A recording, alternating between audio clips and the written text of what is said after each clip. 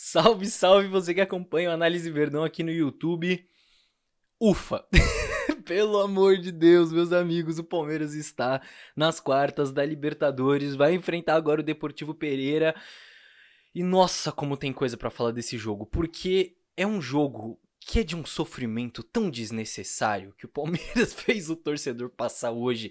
E eu digo desnecessário porque essa eliminatória do Palmeiras contra o Atlético Mineiro mostra um Palmeiras muito forte, gente. O Palmeiras fez duas partidas muito boas. O Palmeiras jogou bem no Allianz Parque. Só que o Palmeiras comete um erro que coloca todo um desempenho bom em risco, toda uma classificação em risco, que é perder a quantidade de gols que o Palmeiras perdeu, tanto na ida, mas principalmente na volta, principalmente no jogo do Allianz Parque. O Palmeiras perdeu uma enormidade de gol, era pra ter matado esse jogo muito antes, não era pra ter sofrido do jeito que sofreu. Não que o Atlético Mineiro tenha criado grandes chances, né? Mas claro que o sofrimento pro torcedor é diferente, né? Tenho certeza que você sofreu bastante aí na sua casa. Não era pra ter sido esse sofrimento todo aí, não era pra ter passado esse aperto. Em resumo, não era pro Atlético Mineiro ter chegado vivo nesse finalzinho de jogo, nesse finalzinho de eliminatória, pelo que foram as duas partidas, não era. E eu vou falar sobre tudo isso aqui, a gente vai analisar tudo isso, mas o vídeo é positivo, tá? Pelo amor de Deus, não vou ficar me estressando aqui porque o Palmeiras perdeu um monte de gol. Eu vou comemorar junto com vocês que o Palmeiras está nas quartas da Libertadores, segue vivíssimo e em busca do Tetra. Mas vamos analisar o jogo. E deixa o seu like aí, né? Pelo amor de Deus, deixa o seu likezinho aí. Custa nada, absolutamente nada. Você deixa o seu like aí. Me ajuda muito, certo? E a gente comemora junto essa vitória. Essa vitória não, essa classificação do Palmeiras. Vamos lá. Pro início do jogo. Porque se muita gente imaginava um Atlético que ia vir pra cima desde o início da partida, se enganou, tá? Porque o início de jogo é um início do Palmeiras tendo a bola, do Palmeiras tendo iniciativa, do Palmeiras criando as chances e do Atlético nem marcando alto, marcando ali num bloco médio, certo? O Atlético não incomodando a saída de bola do Palmeiras, o Atlético bem postadinho ali e o Palmeiras tendo a iniciativa, tendo a posse de bola. E o Atlético marcava naqueles encaixes individuais, né, que eu já citei várias vezes aqui, e isso vai ser importante, né? Porque fazia o encaixe ali no meio-campo com o Batalha marcando o Zé Rafael. Que partida do Zé Rafael, meu Deus do céu, eu vou falar sobre isso daqui a pouco. Batalha marcando o Zé Rafael, o Otávio marcando o Veiga, e quem marcava o menino era ou o Johan ou o Paulinho. Geralmente o Johan, mas chegou a variar ali em dado momento do jogo. E quais eram as ideias do Palmeiras para abrir espaço nessa defesa do Atlético Mineiro, né? Para poder criar as chances a partir do momento que tinha posse de bola. Primeiro de tudo, pela esquerda, o Dudu era uma peça-chave. O Dudu foi uma peça-chave. E foi um jogo até meio contraditório do Dudu, digamos assim, porque ao mesmo tempo que ele criou chances pro Palmeiras, ele colocou o Arthur na cara do gol, ele criou umas 2 ou 3 chances do Dudu, ao mesmo tempo ele não teve muito gás pra partir pra aquele 1 contra 1, né, não conseguiu ganhar muitos lances de drible, de 1 contra 1 contra o lateral, desperdiçou algumas bolas, então foi meio contraditório, ao mesmo tempo que ele cria talvez a melhor chance do Palmeiras, ele desperdiça outras, mas fato é que no plano tático, o Dudu foi peça-chave pro Palmeiras nessa intenção de criar espaço. Por quê, meus amigos? Porque quando o Dudu vinha por dentro, certo? Ele vinha, se aproximava do Rafael Veiga, ou ele gerava uma sobrecarga ali no meio, certo? Ou ele trazia o Saravia junto com ele e abria espaço do lado direito pro Rony ultrapassar, pro Rony abrir pela esquerda. Vocês viram no jogo, isso aconteceu algumas vezes. Então, uma opção era o Dudu vir por dentro pra gerar uma superioridade numérica, um negócio que eu já expliquei que vem do jogo passado ali nesse meio campo do Atlético Mineiro, ou pro Rony poder atacar ali as costas do Saravia pelo lado esquerdo. Ou o Dudu ficava mais aberto pelo lado esquerdo na intenção de abrir um espaço entre o Saravia, que é o lateral direito, e o zagueiro pela direita do Atlético, que era o Igor Rabelo, depois ele acaba saindo, mas enfim, abrir um espaço entre esses dois jogadores pro Rony infiltrar. Isso também aconteceu no jogo e o Palmeiras também conseguiu encontrar esse espaço. Então o Dudu era uma peça-chave pro Palmeiras achar espaço ali pelo lado esquerdo, principalmente pra ultrapassagem do Rony, pro ataque à profundidade do Rony. E pelo lado direito, muitas trocas de posição, né? Deu pra observar isso muito bem. Então, o Menino, que era o volante pela direita, o Veiga, que era o meia pela direita, o Arthur, que era o ponta direita, e o Mike, que era o zagueiro pela direita na construção, mas que se mandava muito, esses 4 jogadores trocando muito de posição entre si, né? Sempre ocupando ali os espaços, mas trocando de posição entre si. Isso foi muito interessante de ver. E o Palmeiras, mais uma vez, conseguiu sim criar chances. Eu até anotei aqui, com 15 minutos tem aquela cabeçada do Gomes que o Arthur perde o gol no rebote. Ali já era pra ter matado, ali, com 15 minutos. Com 18 minutos o Dudu tem outra chance de finalização. Com 30 minutos tem uma jogada de linha de fundo com o Rony ultrapassando. Enfim, Isso só no primeiro tempo, tá? O Palmeiras criou muitas oportunidades, devia ter matado já no primeiro tempo. Em dado momento desse primeiro tempo, o Atlético passa a ter mais a bola, né? Tava atrás do placar, acaba contexto, acaba passando a ter um pouco mais a bola.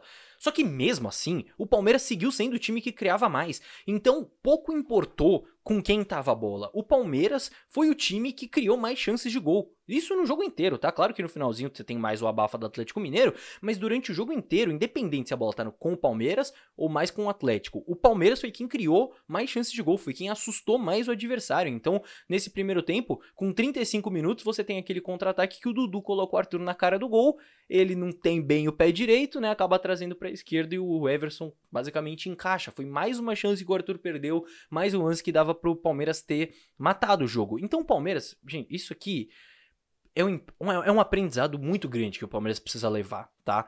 Porque o Palmeiras chega no intervalo dando 10 finalizações no primeiro tempo. Dessas 10 finalizações, 6 foram de dentro da área. Algumas foram chances claras, pelo menos metade, pelo menos umas 3 ali foram chances claras de gol. E mais do que isso, o Palmeiras estava defensivamente seguro. O Atlético Mineiro não tinha criado absolutamente nada, zero. Nada. Transição defensiva do Palmeiras estava muito forte, conseguindo recuperar a bola no campo de ataque. Quando o Atlético se propunha a tentar construir jogo, o Palmeiras defendendo muito bem. Então o Palmeiras vai pro intervalo criando várias chances e não deixando o Atlético criar. E mesmo assim vai pro intervalo com 0-0, sabe? É colocar a classificação em risco por bobeira. Essa bobeira, no caso, seria são os gols perdidos. Então tem que ficar de aprendizado isso, pelo amor de Deus. Eu não quero ser exageradamente corneta aqui, tá? Vocês precisam me entender aqui, mas isso precisa ficar de aprendizado, porque o Palmeiras, nesses 180 minutos de eliminatória, jogou muito mais do que esse 1-0 que acabou ficando no placar e esse sofrimento que acabou ficando no fim do segundo tempo. Falando em segundo tempo, vamos entrar nele, porque é um segundo tempo que o Atlético tem mais domínio da posse de bola, porque isso é absolutamente normal, né? Mais uma vez, pelo contexto. E passam a ter ali o Patrick dobrando com a Arana pela esquerda, o Paulinho vindo da direita pra dentro com o Saravia ultrapassando, o Hulk, o Igor Gomes que entrou muito bem se aproximando do Hulk. E tem um ponto aqui que é muito importante a gente entender, tá? Porque a partir do segundo tempo o Palmeiras vai recuando um pouco mais o bloco de marcação, o Atlético passa a ter mais a bola e eu sei que muita gente reclama muito desse cenário, tá? Do adversário tendo mais a bola, o Palmeiras abdicou de jogar, né? A gente ouve muito isso, o Palmeiras abdicou de jogar, o Palmeiras tá dando a bola pro Atlético e tudo mais. Então vamos lá, não sei se vai ser polêmico isso, mas tentem entender o meu raciocínio aqui, tá?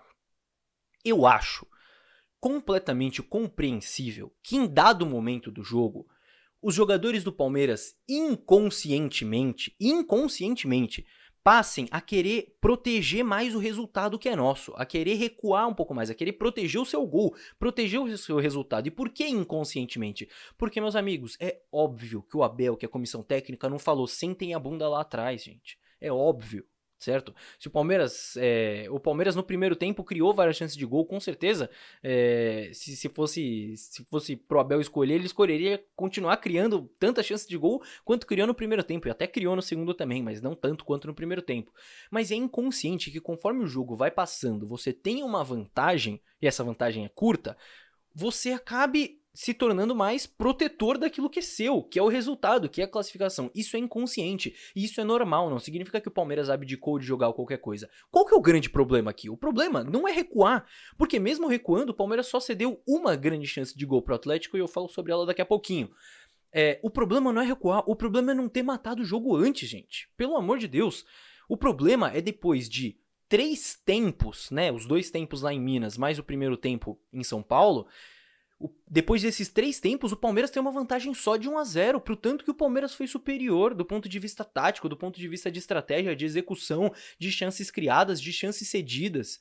Pelo amor de Deus, se não me falham as contas aqui, o Atlético nos 2 jogos, em 180 minutos, deu uma finalização pro gol só. O Palmeiras permitiu uma finalização pro gol. Então, o problema aqui não é o Palmeiras recuar nos 20 minutos finais ali, nos 30 minutos finais, porque isso é inconsciente. Os jogadores querem proteger a classificação e o resultado porque ela tava com o Palmeiras. O problema é não ter matado o jogo antes. Esse é o grande aprendizado que eu acho que fica. Então, vamos lá falar sobre essa grande chance. E aqui que tá o perigo. Por isso que eu falo que colocou a classificação em risco por bobeira. Porque o Atlético não tava criando chance. Mesmo com o Palmeiras mais recuado, mesmo com o Atlético tendo mais a bola. E o Atlético não criava chance e o Palmeiras desperdiçava contra-ataque, desperdiçava mais chance de matar o jogo, certo? Até os 75 minutos 75 minutos de jogo, o Atlético tinha finalizado 3 vezes só, gente. Nenhuma delas no gol nesse jogo de hoje. 3 finalizações até os 75 minutos. Porque aí aos 75 minutos o Atlético tem a primeira e única grande chance deles em todo o confronto, que é aquela bola do Paulinho, que ele dribla o Everton e faz o gol. E aí, meus amigos, se o Paulinho faz o gol, né? Perde o gol, chuta pra fora. Só que se o Paulinho faz o gol, era aí que eu queria chegar, eu não podia vir aqui e falar, ai, foi injusto, sei lá o quê. Não, porque a chance que eles tiveram, eles poderiam ter feito, né? Perderam, mas poderiam ter feito. O Palmeiras teve chance e não fez. Então, olha como é perigoso você não matar o jogo. Aqui está o aprendizado. Olha como é perigoso você não matar o jogo. O Palmeiras foi superior ao Atlético, contando 180 minutos. O Palmeiras cedeu pouquíssimas chances de gol pro Atlético. O Palmeiras criou várias chances de gol.